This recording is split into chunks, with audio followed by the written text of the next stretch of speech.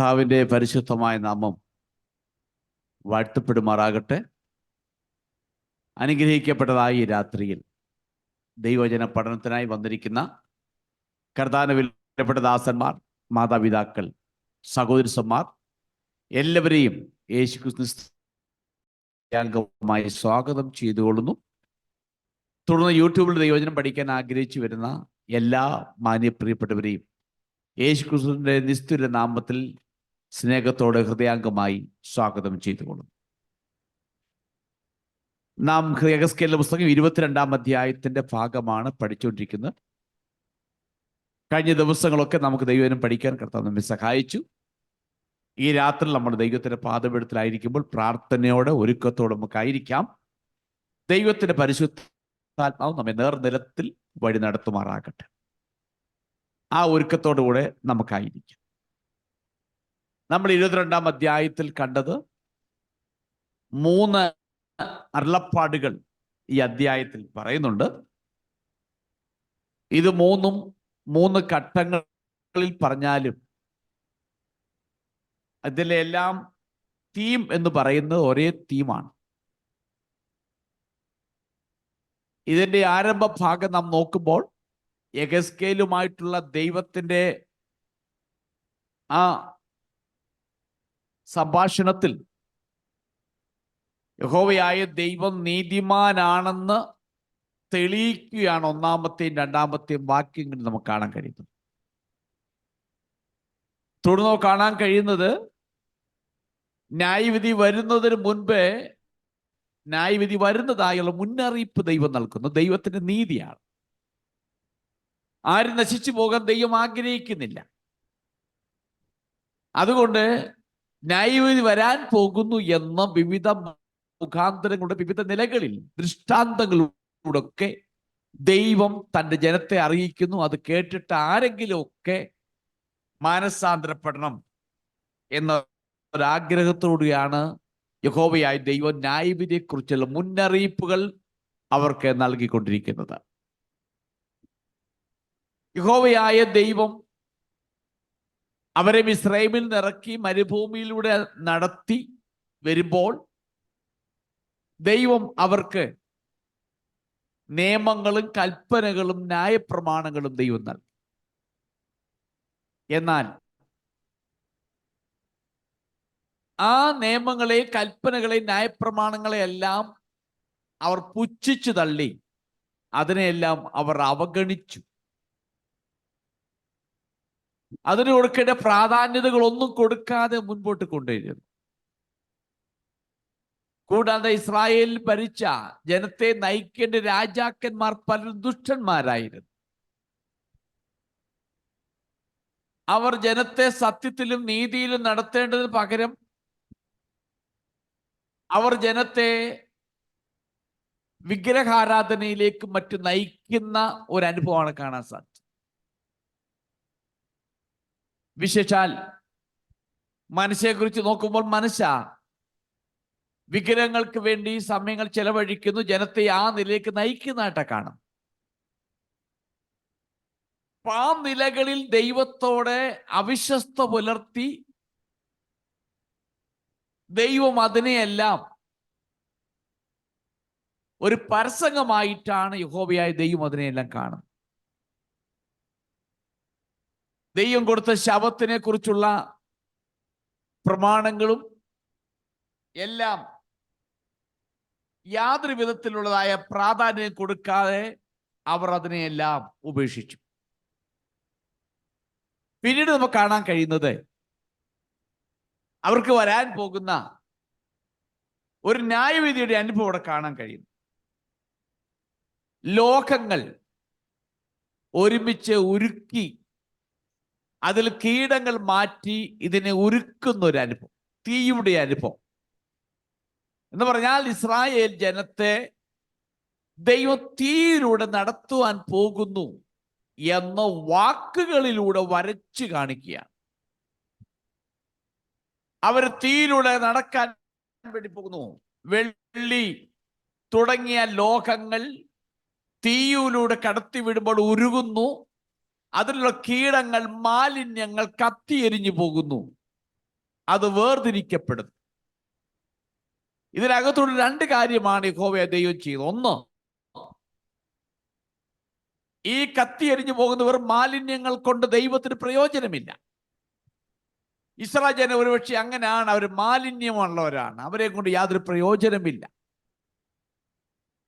രണ്ട്, ഇവരെ ഇങ്ങനെ ഉരുക്കി ഇവരെ ദൈവത്തിന് പ്രയോജനമുള്ള ഒരു ഗ്രൂപ്പാക്കി മാറ്റണം. അതുകൊണ്ട് ദൈവം അവരെ തീയിലൂടെ കടത്തി വിടുമെന്ന് വാക്കുകളിലൂടെ യഹോവയായ ദൈവം ഉറപ്പിച്ചു പറയുക. നമുക്കിത് വ്യക്തമായി മനസ്സിലാക്കാൻ കഴിയുന്നൊരു കാര്യം, ദൈവത്തോട് പറയുകയാണ്, അവരെ തീയിലൂടെ കടത്തിവിടും. ഇത് യെഹെസ്കേലിലൂടെ യഹോവയായ ദൈവം പ്രവചിച്ച് കുറെ കഴിഞ്ഞപ്പോൾ BC 588-നും 586-നും ഇടയിൽ ദൈവം യെരുശലേമിനെയും യെരുശലേമുള്ള ജനത്തെയും തീയുടെ നടുവിലൂടെ തന്നെ കടത്തിവിട്ടു. അതാണ് രണ്ടാമത്തെ അരുളപ്പാടിൽ കാണാൻ കഴിയുന്നത്. നമ്മൾ മൂന്നാമത്തെ അരുളപ്പാട് ഒന്ന് ജസ്റ്റ് അത് പറഞ്ഞു നിർത്തി. നമ്മൾ അതുകൊണ്ട് ആ ഭാഗത്തേക്ക് രാത്രിയിൽ നമുക്ക് പോകാം. ഈ മൂന്നാമത്തെ അരുളപ്പാട് അതിൽ ആരംഭിക്കുന്നത് ഇങ്ങനെയാണ്: ശുദ്ധിയില്ലാത്തതും മഴയില്ലാത്തതുമായ ഒരു ദേശമായി തീരും. ദൈവം ഇസ്രായേലിന് കൽപ്പന കൊടുക്കുമ്പോൾ പറഞ്ഞിരുന്നു, നിങ്ങൾ ഇന്നിന്ന വിധം ജീവിച്ചാൽ നിങ്ങൾക്ക് മഴ ലഭിക്കും, ധാരാളം വിളവ് ലഭിക്കും എന്ന് വളരെ വ്യക്തമായി പറഞ്ഞിരുന്നു. അത് ആവർത്തന പുസ്തകം 11-ാം അധ്യായത്തിന്റെ 14 മുതൽ 17 വരെ ഭാഗത്ത് ആ ഭാഗം രേഖപ്പെടുത്തിയിട്ടുണ്ട്. Deuteronomy chapter 14 verses 14 to 17 ആ ഭാഗത്ത് അത് രേഖപ്പെടുത്തിയിട്ടുണ്ട്. അവർ ഇത് പറഞ്ഞാൽ, നീ നന്നായി ജീവിച്ചാൽ നിന്റെ ദേശത്ത് മഴയുണ്ടാകും, അതിന്റെ ഫലം അനുഭവിക്കും എന്നൊക്കെ വളരെ വ്യക്തമായി പറയും. നീ നന്നായി ജീവിച്ചില്ല എങ്കിൽ നിന്റെ ദേശം മഴ പെയ്യത്തില്ല, നിന്റെ ദേശം വിള തരത്തില്ല. അതുപോലെ ഉള്ള ഒരു അനുഭവമാണ് ഇവിടെ പറയുന്നത്. മഴയില്ലാത്തതായ, ശുദ്ധിയില്ലാത്തതായ ഒരു ദേശമായി തീരും. നമുക്കറിയാം, ഏലിയാവിന്റെ കാലഘട്ടത്തിൽ ഏലിയാവ് ചെന്ന് ആകാശത്തോട് പറയുന്നുണ്ട്, ഞാൻ പറഞ്ഞ എല്ലാ ദേശത്തും മഞ്ഞും മഴയും ഉണ്ടാകുകയില്ല. അവിടെ കാരണം ആകാശം മറ്റു കൂട്ടരുമെല്ലാം യഹോവയായ ദൈവത്തെ വിട്ടിട്ട് അശേരാ പ്രതിഷ്ഠകളെയും മറ്റും ആരാധിക്കുന്നവരായി തീർന്നു. ആ കാലഘട്ടത്തിൽ കനാന്യരുടെ ഇടയിൽ മഴ പെയ്യിക്കുന്ന ഒരു ദേവന്മാരുണ്ട്. അപ്പൊ ആ ദേവന്മാരെ അവർ കൂടുതൽ ആരാധിച്ചിരുന്നു മഴ പെയ്യിക്കാൻ വേണ്ടി. അതുകൊണ്ടാണ് സ്വർഗ്ഗത്തിലെ ദൈവം ആ മഴയെ അങ്ങ് അടച്ചു. അത് തന്നെയാണ് ഇവിടെ പറയുന്നത്. പറഞ്ഞാൽ ഇസ്രായേൽ ജനത്തിന്റെ പാപ നിമിത്തം ദൈവം മഴ പെയ്ക്കത്തില്ല, തന്നിമിത്തം വിള ലഭിക്കത്തില്ല എന്ന് വളരെ വ്യക്തമായി യഹോവയായ ദൈവം ഇവിടെ പറയും. ഇനി മറ്റൊരു കാര്യം, അതിന് 25-ാമത്തെ വാക്യം ഒന്ന് വായിച്ചു. 25-ാമത്തെ വാക്യം. അതിന്റെ നടുവിൽ അതിലെ പ്രവാചകന്മാരുടെ ഒരു കൂട്ടുകെട്ടുണ്ട്. അലറി ഇര കടിച്ചു കീറുന്ന ഒരു സിംഹം പോലെ അവർ ദേഹികളെ വിഴുങ്ങിക്കളയുന്നു. നിക്ഷേപങ്ങളെയും വിലയേറിയ വസ്തുക്കളെയും അപഹരിച്ചുകൊണ്ട് അവർ അതിന്റെ നടുവിൽ വിധവമാരെ വർദ്ധിപ്പിക്കുന്നു. 27-ാമത്തെ വാക്യം. അതിന്റെ നടുവിലെ പ്രഭുക്കന്മാർ ലാഭമുണ്ടാക്കേണ്ടതിന് ഇര കടിച്ചു കീറുന്ന ചെന്നായ്ക്കളെ പോലെ രക്തം ചൊരുവാനും ദേഹികളെ നശിപ്പിപ്പാനും നോക്കുന്നു. 25-ാമത്തെ വാക്യത്തിൽ പറയുന്നത്, അവർ നടുവിൽ അതിന് പ്രവാചകന്മാരുടെ ഒരു കൂട്ടുകെട്ടുണ്ട്. നമ്മൾ ഇവിടെ വായിച്ച മലയാളത്തിലും ചില ഇംഗ്ലീഷ് ട്രാൻസ്ലേഷൻ കൊടുത്തിരിക്കുന്നത് പ്രോഫറ്റ്സ് അഥവാ പ്രവാചകന്മാർ എന്ന് പറയുന്ന പദമാണ് ഉപയോഗിച്ചിരിക്കുന്നത്. എന്നാൽ ചില ഇംഗ്ലീഷ് ട്രാൻസ്ലേഷനിൽ പ്രിൻസ് എന്ന് പറയുന്ന പദമാണ് കൊടുത്തേക്കുന്നത്. 27-ാമത്തെ വാക്യത്തിലും പറയുന്നത് പ്രഭുക്കന്മാർ അഥവാ പ്രിൻസ് എന്ന് പറയുന്ന പദമാണ് ഉപയോഗിച്ചിരിക്കുന്നത്. രണ്ടിടത്തും ഒരിടത്ത് പ്രവാചകനെന്നും മറ്റേടത്ത് പ്രഭുക്കന്മാരെന്ന് പറയുമ്പോൾ പ്രവാചകന്മാരെ കുറിച്ച് പറഞ്ഞ അലറി ഇരച്ച് കടിച്ചു കീറുന്ന സിംഹം പോലെ അവർ ദേഹികളെ വിഴുങ്ങിക്കളയുന്നു. 27 പറയുമ്പോൾ പിന്നെ പ്രഭുക്കന്മാർ ലാഭം ഉണ്ടാക്കേണ്ടതിന് ഇര കടിച്ചു കീറുന്ന ചെന്നായ്ക്കളെ പോലെ. 25 പറയുന്നു ഇര കടിച്ചു കീറുന്ന ഒരു സിംഹം പോലെ. 27 പറയുന്നു ഇര കടിച്ചു കീറുന്ന ഒരു ചെന്നായ്ക്കളെ. ഇപ്പൊ ഇത് രണ്ടും ഏകദേശം ഒരല്പ സാമ്യമുണ്ട്. 25-ാമത്തെ വാക്യവും 27-ാമത്തെ വാക്യവും തമ്മിൽ സാമ്യമുണ്ട്. അതുകൊണ്ട് എന്നാൽ അതിന്റെ എബ്രായ ഭാഷയിൽ വരുമ്പോൾ രണ്ടിടത്ത് കൊടുത്തിരിക്കുന്ന രണ്ട് വ്യത്യസ്തമായ പദപ്രയോഗങ്ങളാണ്. അപ്പോൾ അതുകൊണ്ട് പണ്ഡിതന്മാർ ഇങ്ങനെയാണ് അതേക്കുറിച്ച് അഭിപ്രായപ്പെടുന്നത്.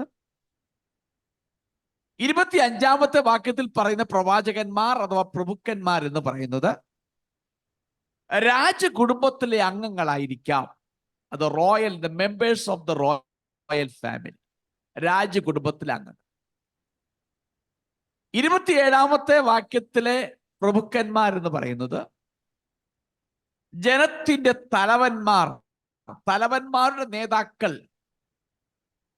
എന്നാണ് സൂചിപ്പിക്കുന്നത്. പക്ഷേ മഹാപുരോഹിതന്മാരും പുരോഹിതന്മാരും രാജാക്കന്മാരുമായിരിക്കാം 27-ാമത്തെ വാക്യത്തിൽ പറയുന്ന പ്രഭുക്കന്മാർ എന്ന് പറയുന്നത്.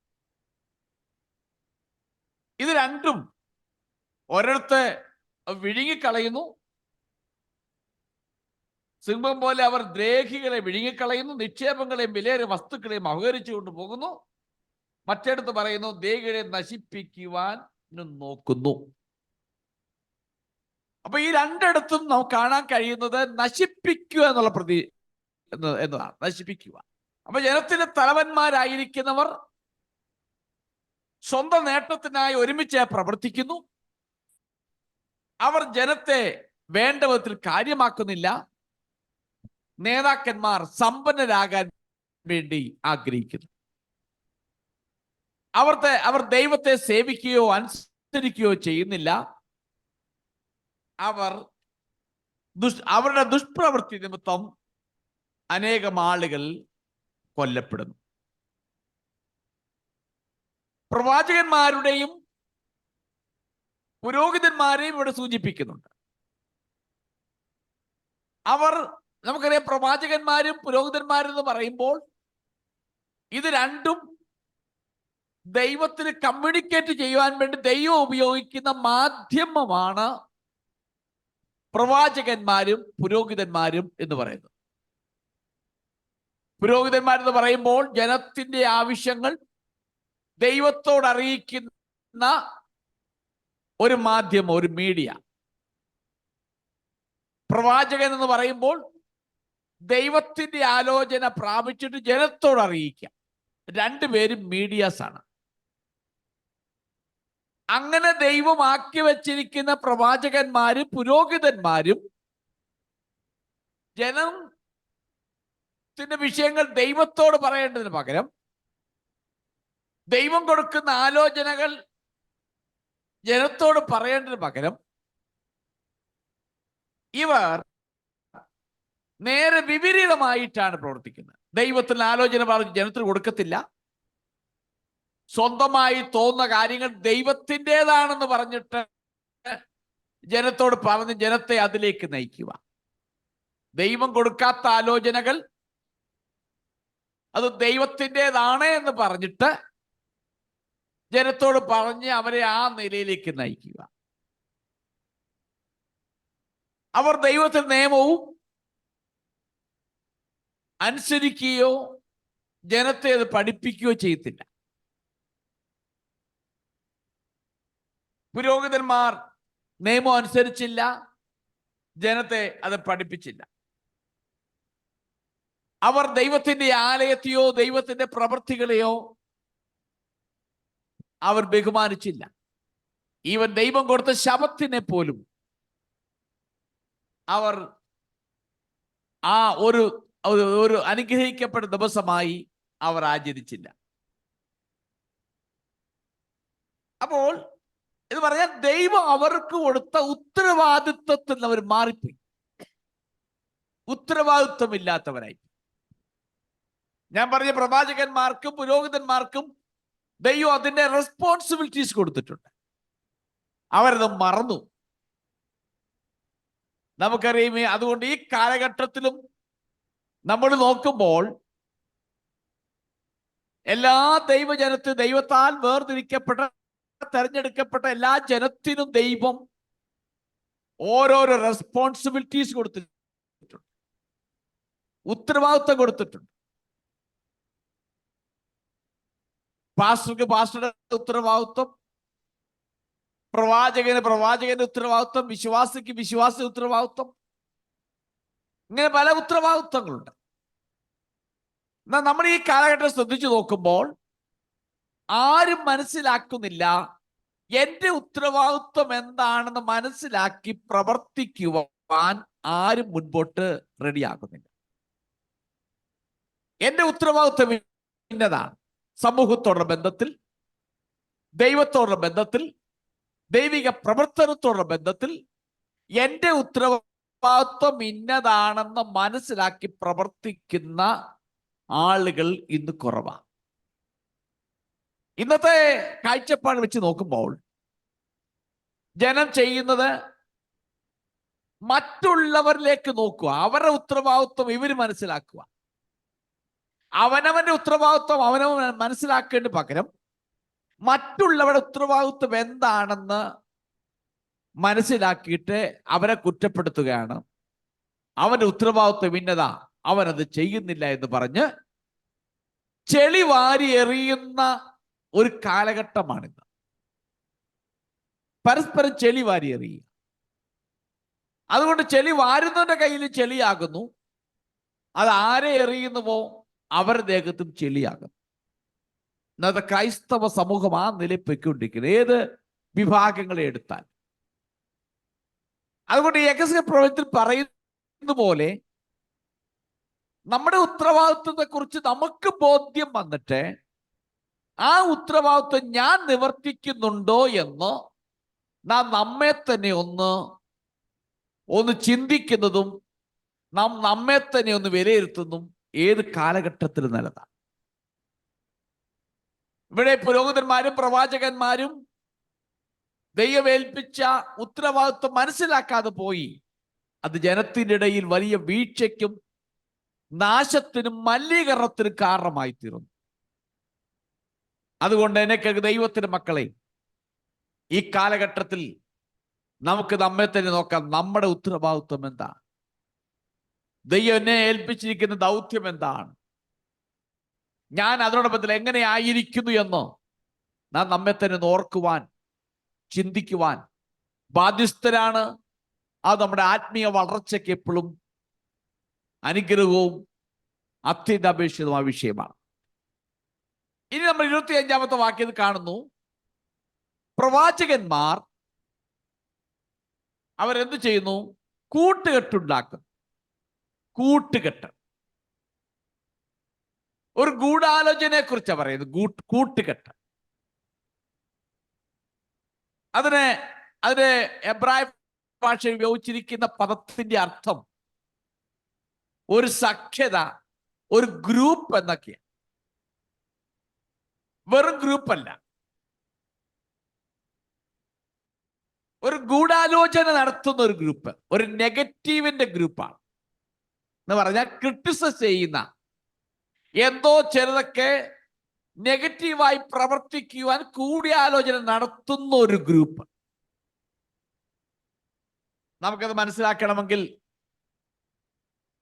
അബ്ശാലോമിന്റെ ചരിത്രം എടുത്ത് നോക്കിയാൽ മനസ്സിലാക്കാൻ കഴിയും. അബ്ശാലോം അപ്പനോട് പറഞ്ഞു, ഞാൻ ഇന്നടത്ത് യാഗം കഴിക്കാൻ വേണ്ടി പോവുകയാണ്. യാഗത്തിന് വേണ്ടി ക്രമീകരണം ചെയ്തു. അവൻ പോവുകയും ചെയ്തു. പക്ഷെ യാഗം എന്ന് പേര് പറഞ്ഞാലും അതിന് പിന്നിൽ ഒരു ഗൂഢാലോചന ഉണ്ടായിരുന്നു. അവനെ ജനമെല്ലാം സപ്പോർട്ട് ചെയ്യുന്നു, അവന് രാജാവാകാൻ ജനമെല്ലാം സപ്പോർട്ട് ചെയ്യുന്നു ജനത്തിന് മുമ്പിൽ കാണിക്കാനുള്ളതായ ഒരു ഗൂഢാലോചനയുടെ ഭാഗമായിരുന്നു. അതേ അർത്ഥമാണ് ഇവിടെ വരുന്നത്. ഗൂഢാലോചന ചെയ്യുന്ന ഒരു ഗ്രൂപ്പ് എന്ന് പറഞ്ഞാൽ ഈ മെമ്പേഴ്സ് ഓഫ് ദ റോയൽ ഫാമിലിയിൽ ആളുകൾ ഒരുമിച്ച് കൂടുക, ഇതെങ്ങനെയാണ് നമുക്ക് ഇതിനെടുക്കുവാൻ കഴിയുന്നത് എന്നുള്ള ചിന്തകളും കൂടിയാലോചനകളും ഒക്കെയാണ് നടത്തുന്നത്. ദൈവം മോശ മുഖാന്തരം നൽകിയ യാഗങ്ങളുടെ ആചാരങ്ങളും നിയമങ്ങളും കേവലം ഒരു ഭക്ഷണത്തെ സംബന്ധിച്ചുള്ള അല്ലെങ്കിൽ ജീവിതത്തിലെ ഓരോ ലൈഫ് സ്റ്റൈലിനെ കുറിച്ചുള്ളതായ ഒരു ആചാരങ്ങളായിരുന്നില്ല. അവർ പ്രതിനിധീകരിച്ചിരുന്നത് ദൈവ മനുഷ്യവർഗവുമായി പങ്കുവെക്കാൻ ഉദ്ദേശിച്ച ഒരു വിശുദ്ധിയുടെ ചിത്രമാണത്. ലേവ്യ പുസ്തകം 20-ാം അധ്യായം 8-ാമത്തെ വാക്യം ഒന്ന് വായിച്ചേ. ലേവ്യ പുസ്തകം 20-ാം അധ്യായം 8-ാമത്തെ വാക്യം. ലെവിറ്റിക്കസ് 20:8. എന്റെ ചട്ടങ്ങൾ പ്രമാണിച്ച് ആചരിപ്പീൻ, ഞാൻ നിങ്ങളെ ശുദ്ധീകരിക്കുന്ന യഹോവയാകുന്നു. ഇനി 7-ാമത്തെ വാക്യം, മലയാളത്തിൽ 7-ാമത്തെ വാക്യം. ആകയാൽ നിങ്ങൾ നിങ്ങളെ തന്നെ ശുദ്ധീകരിച്ച് വിശുദ്ധന്മാരായിരിപ്പീൻ, ഞാൻ നിങ്ങളുടെ ദൈവമായ യഹോവയാകുന്നു. അടുത്ത ആകുന്നു. എന്റെ ചട്ടങ്ങൾ പ്രമാണിച്ച് ആചരിപ്പീൻ, ഞാൻ നിങ്ങളെ ശുദ്ധീകരിക്കുന്ന യഹോവയാകുന്നു. അവിടെ വായിക്കും, നിങ്ങൾ നിങ്ങളെ തന്നെ ശുദ്ധീകരിപ്പീൻ, ഞാൻ നിങ്ങളെ ശുദ്ധീകരിക്കുന്ന യഹോവ. അപ്പൊ അവിടെ എല്ലാം എടുത്തെടുത്ത് പറയുന്നത് വിശുദ്ധിയോട് ജീവിക്കണം, ശുദ്ധീകരണത്തോട് ജീവിക്കണം, പാപമില്ലാത്തവരായി ജീവിക്കണം. അപ്പൊ ദൈവം അവർക്ക് കൊടുത്ത സകല നിയമങ്ങളുടെയും ശബത്തുകളുടെയും എല്ലാത്തിന്റെയും പിൻപിലുണ്ടായിരുന്ന ലക്ഷ്യം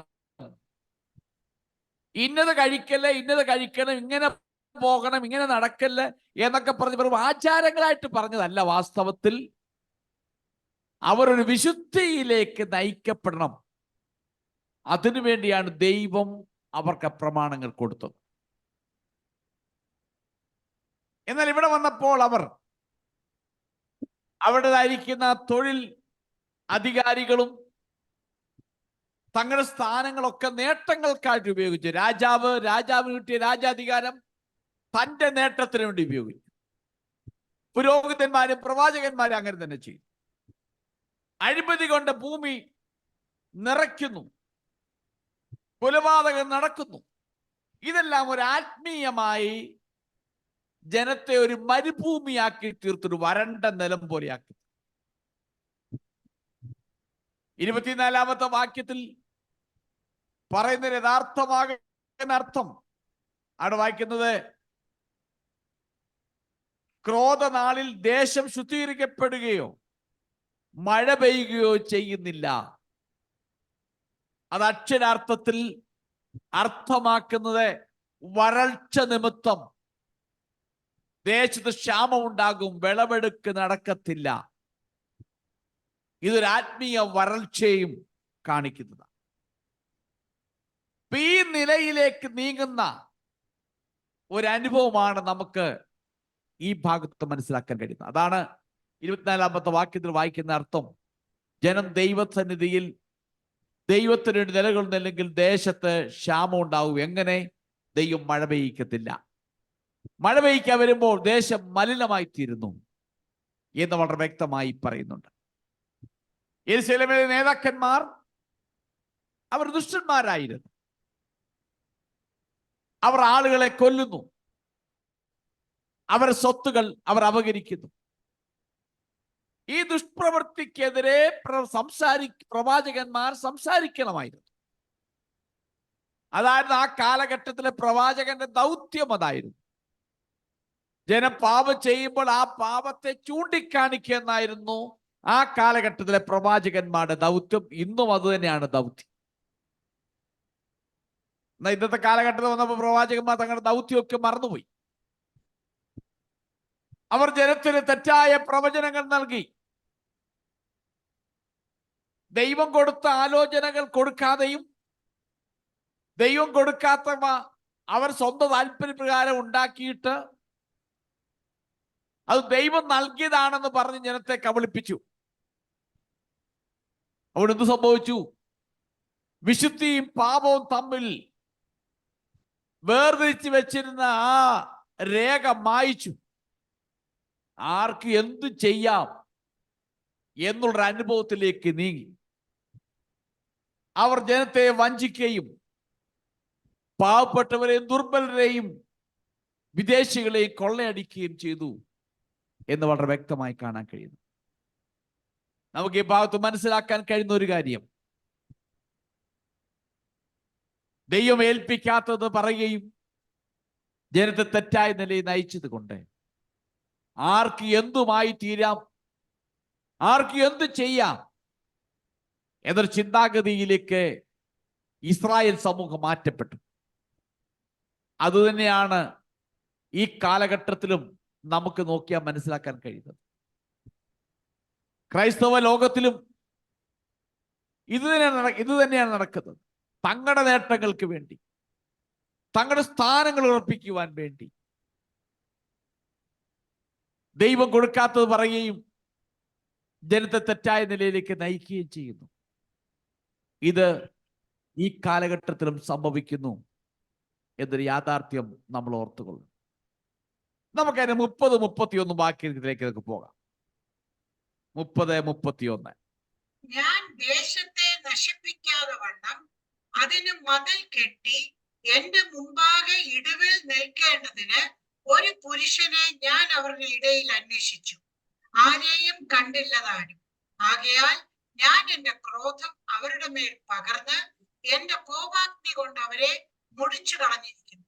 അവരുടെ നടപ്പിന് തക്കവണ്ണം ഞാൻ അവർക്ക് പകരം കൊടുത്തിരിക്കുന്നു എന്ന് യഹോവയായ കർത്താവിന്റെ അരുളപ്പാട്. ഓക്കെ, ആ കാലഘട്ടത്തിൽ യഥാർത്ഥമാകുന്ന പ്രവാചകന്മാർ ഉണ്ടായിരുന്നു. നമുക്കറിയാം, യെഹെസ്കേൽ, ദാനിയേൽ, ജെരമ്യാവ് തുടങ്ങിയവർ യഥാർത്ഥ പ്രവാചകന്മാരായിരുന്നു.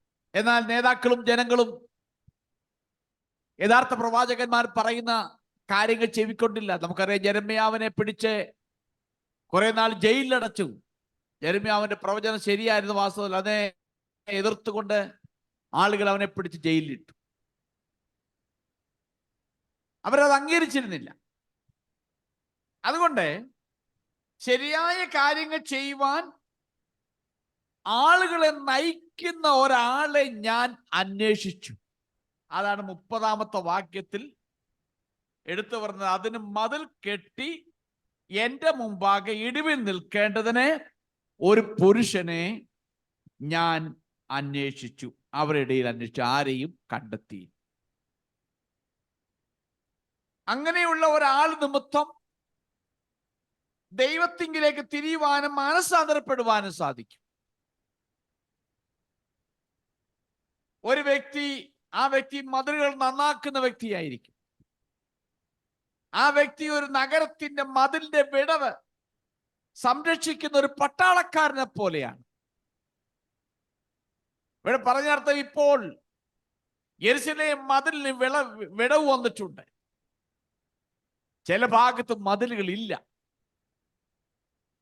അതുകൊണ്ട് അതിന്റെ ഇടിവിൽ നിൽക്കുവാൻ, ആ മതില് പണിയുവാൻ, ആ കോട്ട കാക്കുവാൻ ദൈവം ഒരാളെ അന്വേഷിച്ചു. ആരെയും കണ്ടെത്തിയില്ല. ആ വ്യക്തി, അങ്ങനെ ഒരു വ്യക്തി ഉണ്ടെങ്കിൽ ആ വ്യക്തി മതിൽ പണിയും, അതിന്റെ വിടവിൽ നിന്നൊരു പട്ടാളക്കാരനെ പോലെ ആ പട്ടണത്തെ കാവൽ ചെയ്യും.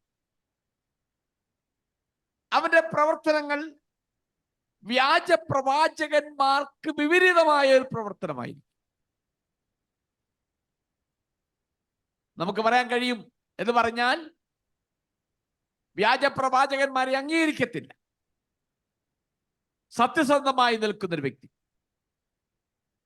നമ്മൾ കണ്ട മുൻ അധ്യായങ്ങൾ ഒരു ഭാഗത്ത് പറയുന്നുണ്ട്, അവർ മോശമായ ഏത് സമയം വീഴാൻ നിൽക്കുന്ന മതിലിന് കുമ്മായം കൊണ്ട് പെയിന്റ് അടിച്ചിട്ട് ദുർബലമായതിനെ സ്ട്രോങ് ആണെന്ന് കാണിക്കുന്ന ചില മിടുക്കന്മാരെ കുറിച്ച് മുൻ അധ്യായങ്ങളിൽ പറയുന്നു. അവ മുൻ അധ്യായത്തിൽ പരാമർശിക്കുന്ന പോലെ ബലഹീനമാകുന്ന ഭിത്തികളെ കുമ്മായം കൊണ്ട് ആ വെടമൊക്കെ ഒന്ന് അടിച്ചു നിർത്തി മറച്ചു വെക്കുകയാണ്. അതെല്ലാം വളരെ മോശമാകുന്ന പ്രവർത്തനങ്ങളും ആളുകളുമാണ് അങ്ങനെ ചെയ്യുന്നത്. അതുകൊണ്ട് ദൈവത്തിന് വിശ്വസിക്കാൻ കഴിയുന്ന ഒരു മനുഷ്യനെ ദൈവം അന്വേഷിച്ചു. രാജ്യത്തെ പ്രതിനിധീകരിച്ച് തന്റെ അടുക്കൽ വരാൻ കഴിയുന്ന ഒരാളെ അവൻ അന്വേഷിച്ചു. രാജ്യം നശിപ്പിക്കുവാൻ ദൈവം ഒരിക്കലും ആഗ്രഹിച്ചില്ല. പക്ഷേ വേറെ ഒരു മാർഗവുമില്ലായിരുന്നു. ഇതിന് നടുവിൽ നിൽക്കാൻ ഒരാൾ ഉണ്ടായിരുന്നു എങ്കിൽ ദൈവം ഒരിക്കലും അതിനെ നശിപ്പിക്കുകയില്ലായിരുന്നു. ദൈവകോപം അണയ്ക്കുവാൻ കഴിയാത്ത ഒരു തീയെ പോലെ കടന്നു വന്നു. യെഹെസ്കേൽ ഇതെല്ലാം ദർശനത്തിൽ കണ്ടതുപോലെ ഇതെല്ലാം എഴുതി. എന്നാൽ മുമ്പ് ഞാൻ ഓർപ്പിച്ച പോലെ ഒരു വലിയ തീയെ പോലെ വന്ന് യെരൂശലേം നഗരത്തെ മുഴുവൻ കത്തി ചാമ്പലാക്കി തീർത്തു. BC 586. മുകൾ തൊട്ടടി വരെ അഴിമതി കൊണ്ട് നിറഞ്ഞു. ദരിദ്രന്മാരെ അടിച്ചമർത്തുക, പരദേശികളോട് മോശമായി പെരുമാറുക, പാവങ്ങൾക്ക് നീതി നിഷേധിച്ചു. ഇതിന്റെ ഏതെല്ലാം നടുവിൽ ദൈവം വിളിച്ചു പറയുന്നൊരു കാര്യമുണ്ട്, മതിൽ പണിയുന്ന ഒരു മനുഷ്യനെ ഞാൻ അവരുടെ ഇടയിൽ അന്വേഷിച്ചു. ഭൂമിയെ നശിപ്പിക്കാതിരിക്കേണ്ടതിന്, ഭൂമിക്ക് വേണ്ടി അതിന്റെ വിടവിൽ നിന്ന് എന്റെ മുമ്പിൽ നിൽക്കുവാൻ ഞാൻ ആരെയും കണ്ടില്ല.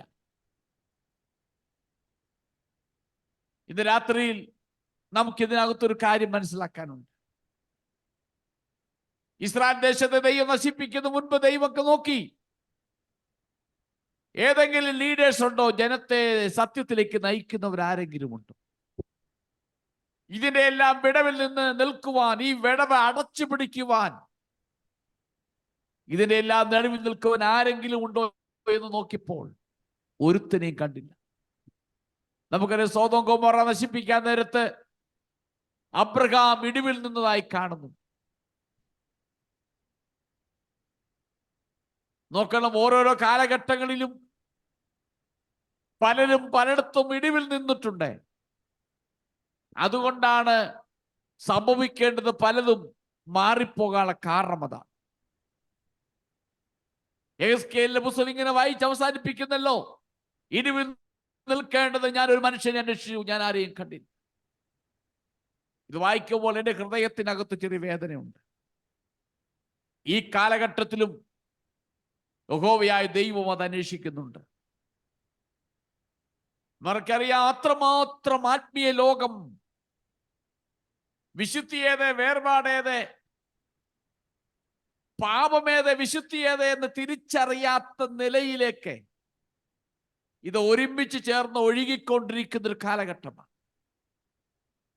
ഒരു കാലത്ത് നമ്മുടെ പിതാക്കന്മാർ ദൈവജനത്തിന്റെ അടിസ്ഥാനത്തിൽ വിളിച്ചു പറഞ്ഞിരുന്നു, അത് പാപമാണ് എന്ന് പറഞ്ഞിരുന്നു.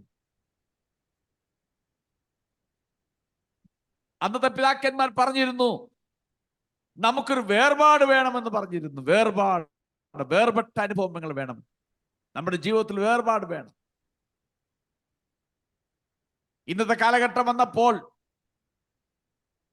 ആ വേർപാടെന്ന് പറയുന്ന പദം തന്നെ മാറിപ്പോയിട്ട്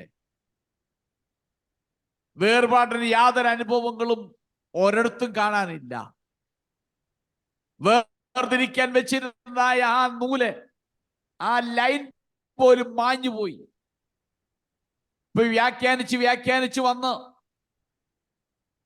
എന്ത് ചെയ്യാം? ദൈവം അതെല്ലാം ക്ഷമിക്കും.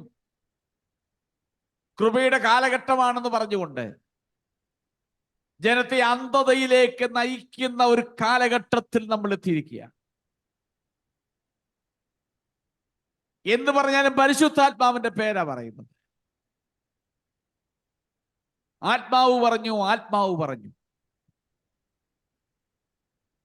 പരിശുദ്ധാത്മാവിന്റെ പേരും പറഞ്ഞ് എന്തെല്ലാം വ്യാജമാകുന്നതാണ് കാട്ടിക്കൂട്ടുന്നത്. ദൈവവചനത്തിനോ ദൈവിക ഉപദേശങ്ങൾക്കോ ദൈവികമാകുന്ന പ്രമാണങ്ങൾക്കോ ഒരു പ്രാതിനിധ്യം കൊടുക്കാതെ അതെല്ലാം ഒരുമിച്ച് ഒഴുകി മുൻപോട്ട് പോയിക്കൊണ്ടിരിക്കുമ്പോൾ ഇതിന് നടുവിൽ യഹോവയായ ദൈവം നോക്കുന്നു. ഒരുത്തനെങ്കിലും ഉണ്ട് നടുവിൽ, ഇടിവിൽ നിൽക്കുവാൻ ഒരുത്തനെങ്കിലും ഉണ്ടോ എന്ന്. ഇന്ന് എന്നെ കേൾക്കുന്ന ഈ സൂം പ്ലാറ്റ്ഫോമിൽ എന്നെ കേൾക്കുന്ന പ്രിയപ്പെട്ടവരെ, ഇതിനെ തുടർന്ന് യൂട്യൂബിൽ കേൾക്കുന്ന പ്രിയപ്പെട്ടവരെ, ഒരുപക്ഷെ നിങ്ങളുടെ ദേശത്ത് ദൈവം നോക്കുന്നുണ്ടായിരിക്കാം. നിങ്ങളുടെ ചുറ്റുപാടിൽ ആരെങ്കിലും ഉണ്ടോ ഇടിവിൽ നിന്ന് പ്രാർത്ഥിപ്പാൻ, ഇടിവിൽ നിൽക്കുവാൻ ആരെങ്കിലും ഉണ്ടോ എന്ന് നോക്കുന്നുണ്ട്. ഇതിന് പലവട്ടവും നശിപ്പിക്കുവാൻ, ന്യായവിധി വരുവാൻ ഒരുപക്ഷെ പലതും ദൈവം പ്ലാൻ ചെയ്ത് കാണാം. എവിടെയോ ആരോ ഒക്കെ ഇടിവിൽ നിന്ന് പ്രാർത്ഥിക്കുകയും പ്രവർത്തിക്കുകയും ഒക്കെ ചെയ്തതിന് ഫലമായിട്ടാണ് അതെല്ലാം മാറിപ്പോകാനുള്ള കാരണം അതാണ്. അതുകൊണ്ട് ഈ കാലഘട്ടത്തിൽ ദൈവം നോക്കുന്നു. അങ്ങനെയെങ്കിൽ എന്നെ കേൾക്കുന്ന പ്രിയപ്പെട്ടവരെ, നമുക്ക് പറയാൻ കഴിയും, കർത്താവേ ഞാൻ നിൽക്കാൻ തയ്യാറാണെന്ന് എത്ര പേർക്ക് പറയാൻ കഴിയും? നിങ്ങൾക്ക് എത്ര പേർക്ക് പറയാം, കർത്താവേ ഞാൻ അതിനുവേണ്ടി പ്രാർത്ഥിക്കാൻ തയ്യാറാണ്, ഞാൻ ആ വിടവിൽ നിന്ന് പ്രാർത്ഥിപ്പാൻ ഞാൻ റെഡിയാണ്? മറ്റുള്ളവരിലേക്ക് നോക്കി കുറ്റങ്ങൾ കണ്ടുപിടിക്കുവാൻ അല്ല കർത്താവേ, ഞാൻ എന്നിലേക്ക് നോക്കി എന്റെ ഉത്തരവാദിത്വം മനസ്സിലാക്കി നിൽക്കുവാനും അതിന് ഇടിവിൽ നിന്ന് പ്രാർത്ഥിപ്പാൻ, ഞാൻ മധ്യസ്ഥ അണയ്ക്കുവാൻ ഞാൻ തയ്യാറാണ് എന്ന് നമുക്ക് എത്ര പേർക്ക് പറയാൻ കഴിയും? യൂട്യൂബിൽ നിന്ന് കേൾക്കുന്ന പ്രിയപ്പെട്ടവരെ, നിങ്ങളുടെ ദേശത്ത് നിങ്ങൾ മധ്യസ്ഥ അണയ്ക്കാൻ നിങ്ങൾ തയ്യാറാണ്? നശിക്കുന്ന ജനത്തിന് വേണ്ടി, ന്യായവിധിയിലേക്ക് ഓടിക്കൊണ്ടിരിക്കുന്ന ജനത്തിന് വേണ്ടി ഇടിവിൽ നിന്ന് പ്രാർത്ഥിപ്പാൻ നിങ്ങൾ എത്ര പേർ നിങ്ങൾ തയ്യാറാകുന്നു? അതിന്റെ അവസാനം യഹോവയെ ദൈവം പറഞ്ഞു നിർത്തുന്നത് ഇങ്ങനെയാണ്: ഞാൻ അവരുടെ നടപ്പിന് തക്കവണ്ണം ഞാൻ അവർക്ക് പകരം കൊടുത്തിരിക്കുന്നു എന്ന് പറഞ്ഞാണ് നിർത്തുന്നത്. ഞാൻ അവരുടെ നടപ്പിന് തക്കവണ്ണം ഞാൻ അവർക്ക് പകരം കൊടുത്തിരിക്കുന്നു. പുതിയ വായിക്കുമ്പോൾ പൗലോസ് പറയുന്നു, അവനവൻ ശരീരത്തിരിക്കുമ്പോൾ ചെയ്ത് നല്ലതായാലും തീയതാക്കിലും അതൊരു തക്കവണ്ണം പ്രാപിക്കേണ്ട നാം എല്ലാവരും ക്രിസ്തുവിന്റെ ന്യായാസനത്തിന് മുമ്പാകെ നിൽക്കേണ്ടത്. ഈ കാലഘട്ടത്തിൽ ദൈവം ചില മധ്യസ്ഥന്മാരായി അന്വേഷിക്കുന്നു. മതിൽ പൊളിക്കുന്നവരായിട്ടല്ല, മതിൽ പണിയുവാൻ ആഗ്രഹിക്കുന്നവരെ ദൈവം അന്വേഷിക്കുന്നു. സത്യസന്ധമായി ജീവിക്കുന്ന ആരുണ്ടെന്ന് അന്വേഷിക്കുന്നു. നമുക്ക് ആ കൂട്ടത്തിൽ നമുക്ക് നായിത്തീരാം. ഈ രാത്രി നിങ്ങൾക്ക് എത്ര പേർക്ക് പറയാൻ കർത്താവേ അടിയനിതാ ഞാൻ അതിനു വേണ്ടി വരുന്നു എന്ന് പറയുവാൻ നമ്മൾ എത്ര പേർ തയ്യാറാകുന്നു? ഈ കാലഘട്ടത്തിൽ അവനവന്റെ പ്രവൃത്തിക്ക് തക്കവണ്ണമാണ് ദൈവം ശിക്ഷിക്കുന്നത്. അതുകൊണ്ട് നമുക്ക് നമ്മളിലേക്ക് നമ്മൾ നോക്കാം. എൻ്റെ കാൽച്ചുവടുകൾ എവിടെയായിരിക്കുന്നു? എൻ്റെ ചിന്തകൾ എവിടെയായിരിക്കുന്നു? എൻ്റെ പ്രവർത്തനങ്ങൾ എവിടെയായിരിക്കുന്നു? യഹോവേ ഒന്ന് മടക്കി വരുത്തണമെന്ന് ഇടിവിൽ നിന്ന് പ്രാർത്ഥിപ്പാൻ നമുക്ക് തയ്യാറാകാം. എവിടെ നോക്കിയാലും ഉണർവെന്ന് പറയുന്ന അതിന്റെ പേരും പറഞ്ഞ് ശബ്ദ കോലാഹലങ്ങൾ കൊണ്ട് നിറയ്ക്കുന്നൊരു കാലഘട്ടം. ഉണർവിന്റെ അർത്ഥം എന്താണെന്ന് മനസ്സിലാക്കാതെ പോകുന്ന ഒരു കാലഘട്ടം. ആളുകളുടെ ചിന്താഗതി ഉണർവെന്ന് പറയുമ്പോൾ വാദ്യമേളങ്ങളുടെ അടിസ്ഥാനത്തിൽ ഉണ്ടാകുന്ന ശബ്ദ കോലാഹലമാണ് ഉണർവെന്നാണ് ചിലർ ചിന്തിച്ചിരിക്കുന്നത്. അതല്ല ഉണർവ്. ഉണർവ് എന്ന് പറയുമ്പോൾ ഹൃദയത്തിന്റെ അകത്തൊരു മാറ്റം സംഭവിക്കും. ഇതുവരെ ഉണ്ടായിരുന്ന അനുഭവത്തിൽ നിന്നും നീ ഒന്ന് മാറിയിട്ട് ഇരുവിൽ നിൽക്കുന്ന, പ്രാർത്ഥിക്കുന്ന, ഒരു ഭക്തനായി ജീവിക്കുവാൻ ആഗ്രഹിക്കുന്ന അനുഭവങ്ങൾ ഹൃദയത്തിനകത്തുണ്ടായി. ജീവിതത്തിൽ വലിയ മാറ്റങ്ങൾ സംഭവിക്കും. അതാണ് ഉണർവെന്ന് പറയുന്നത്. നീ എല്ലാം മറന്നിട്ട് തെറ്റുകളെ കണ്ടുപിടിച്ച് മാനസാന്തരപ്പെട്ട് ഇടിവിൽ നിന്ന് പ്രാർത്ഥിക്കുന്നവരായി തീരും. അതൊരു ഉണർവാണ്.